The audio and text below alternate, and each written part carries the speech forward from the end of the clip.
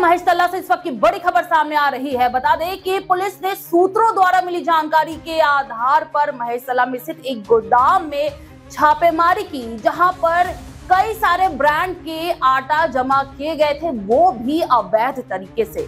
Police ने 2 लोगों को यहां से गिरफ्तार किया। पुलिस का कहना है कि उन लोगों के पास कोई भी वैध कागज नहीं था जिससे पता चल सके कि यहां पर वैध तरीके से कारोबार चलाया जा रहा था।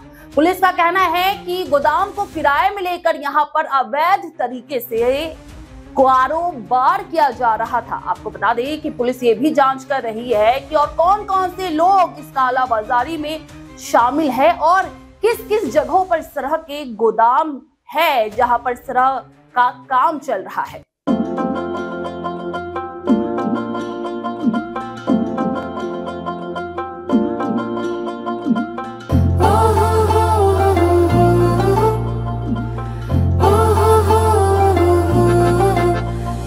ঢাকের আওয়াজ পুজোর মেজাজ কোমর টলির ভিড়ে, তোমার আমার সেজে ওঠার সময়েরও ফিরে।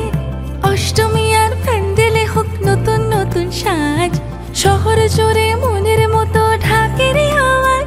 আছে পুজো আমার তোমার নানা রঙের সেজে ওঠা, শপিং মানে সবার প্রিয় বাজার কলকাতা। পুজো পুজো আমেজ মানে বাজার কলকাতা, সেজে ওঠা শহর মানে বাজার কলকাতা।